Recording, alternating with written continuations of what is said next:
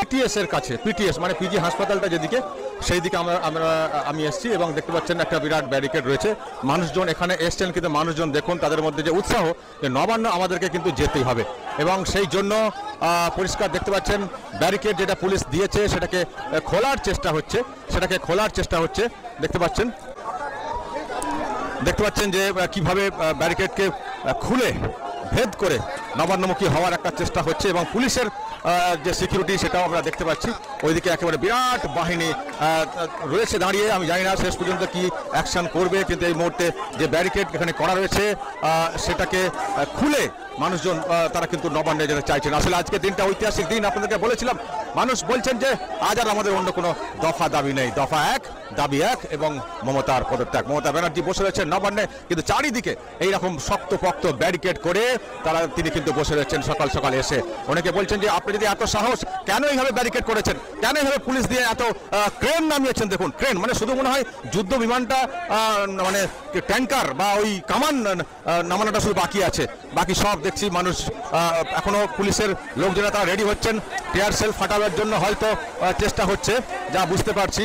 Preparation পুলিশের তরফ থেকে যা দেখতে পাচ্ছি দর্শক, অনেকটা প্রিপারেশন নিচ্ছে, হয়তো টিয়ার সেল গ্যাস হয়তো ফাটানো হতে পারে।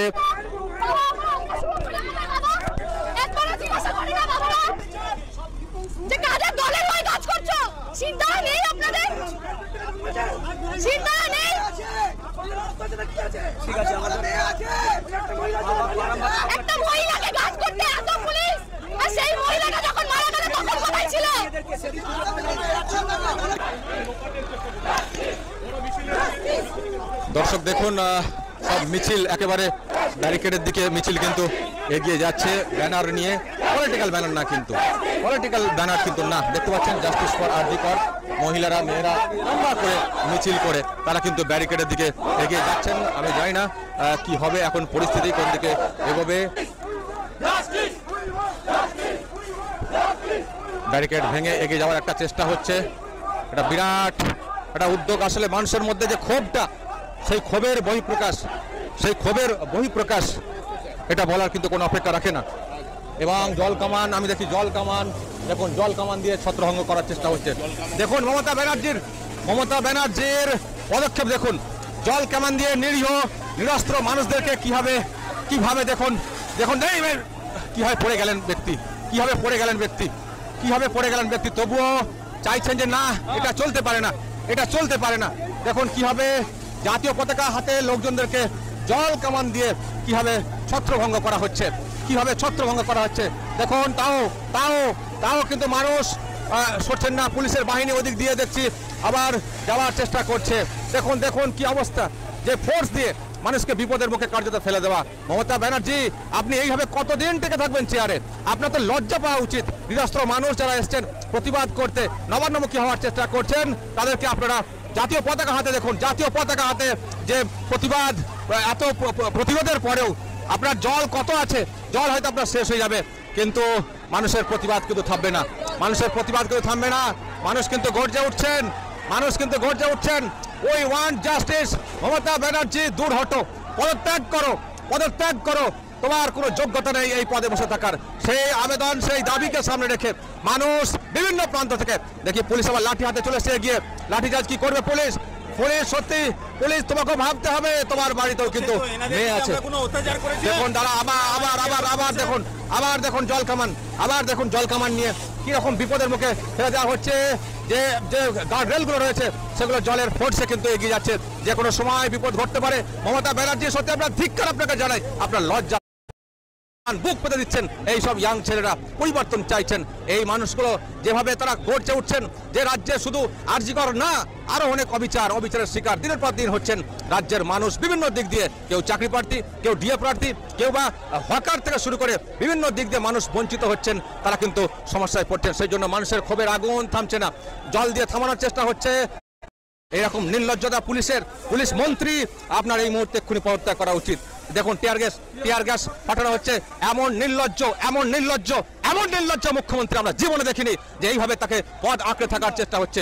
দেখুন এইভাবে পদ আঁকড়ে থাকার চেষ্টা, এইরকম দেখিনি যে টিয়ার সেল চার্জ করে আমাদের চোখে মুখে এই মুহূর্তে বাপরে বাপ, উফ, বাপরে।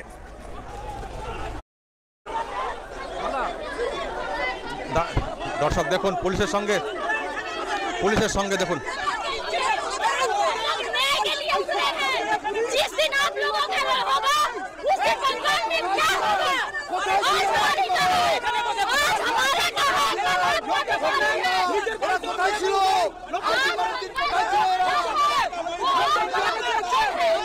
এবার ব্যাপক লাঠিচার্জের দিকে যেটা দেখতে পাচ্ছি। আমি শুধু একটা কথা বলতে চাইছি, দর্শক নিশ্চয়ই বুঝতে পারছেন, আমি বলতে চাইছি মমতা ব্যানার্জি এইভাবে লাঠিচার্জ করে কাঁদানে গ্যাস সেল ফাটিয়ে মানুষকে আর কত কাঁদাবেন। আপনি হয়তো রক্ষা পেয়ে যাচ্ছেন, নবান্ন থেকে হয়তো আপনি কোনো ভাবে হয়তো বেঁচে যাচ্ছেন। আজকে নবান্নের 14 তলাতে বসে ঠান্ডা করে বসে হয়তো আপনি পা দুলাচ্ছেন আর মজা দেখছেন বসে, কিন্তু এই মজা দেখার দিন কিন্তু খুব বেশি দিন কিন্তু চলবে না, এটা কিন্তু মাথায় রাখতে হবে। আজকে মানুষকে পুলিশ দিয়ে লাঠি দিয়ে মানুষকে তাড়া করছেন, আর আমরা তো শান্তিপূর্ণ একটা কর্মসূচির ডাকটা দিয়েছিলাম। আমরা তো কেউ মারামারি করতে আসিনি, যারা ডাকটা দিয়েছিলেন এবং আমরা যারা বলেছিলাম যে আমরা এটাকে সফল করব সেই জন্য এসেছিলাম শান্তিপূর্ণ কোথায় ছিল। আজকে নিজেকে বাঁচানোর জন্য হাজারে পুলিশকে আপনি রাস্তাতে নামিয়েছেন শুধুমাত্র নিজেকে বাঁচানোর জন্য। দেখুন কিভাবে গলা ধরে, এটা কি হচ্ছে।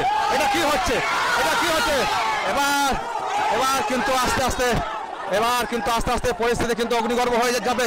যে কোনো সময় পুলিশের যে মুভমেন্ট, পুলিশ কিন্তু উত্তেজিত করতে বাধ্য করছে। চোখের সামনে দর্শক, আরামবাগ থেকে আমি এসেছি, এই কারণে এসেছি রিয়েল চিত্র আপনাদের সামনে তুলে ধরার জন্য, ঘটনার সাক্ষী থাকতে। পুলিশের এই এবং ওদিক থেকে যে খবরগুলো পাচ্ছি সেটা আরো খারাপ। হাওড়া ব্রিজ এবং সাঁতরাগাছি পুলিশের অ্যাগ্রেসিভ মনোভাব কিন্তু মানুষ কিন্তু এগুলোকে ভালো চোখে নিচ্ছেন না, মানুষ কিন্তু এটাকে ভালোভাবে নিচ্ছেন না। এই যে জোর করে ধরপাকড় করা, এইগুলো কিন্তু অত্যন্ত বাড়াবাড়ি হচ্ছে। প্রতিবাদ কিন্তু মানুষ করছেন, মানুষ কিন্তু চুপ করে সহ্য করছেন না, এটা কিন্তু বলতে হবে। আবার ওদিকে পুলিশের দেখুন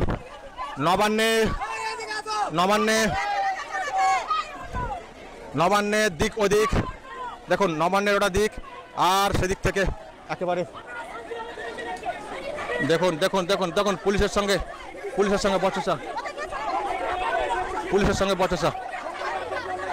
বচসা, কান্নাকাটি, এবং কান্নাকাটি। পতাকা পা দিয়ে মারিয়ে সেটা তুলতে যাচ্ছি, সেটা বেআইনি হচ্ছে। এই পুলিশ ওই দিন কোথায় ছিল? দিন কোথায় ছিল? দলদাস পুলিশ, রাজ্য সরকার দলদাস পুলিশ। মানুষকে এই অত্যাচার সহ্য হবে না। আমাদের শান্তিপূর্ণ ভাবে মানে উর্দি পরে কি ঢুকেছে?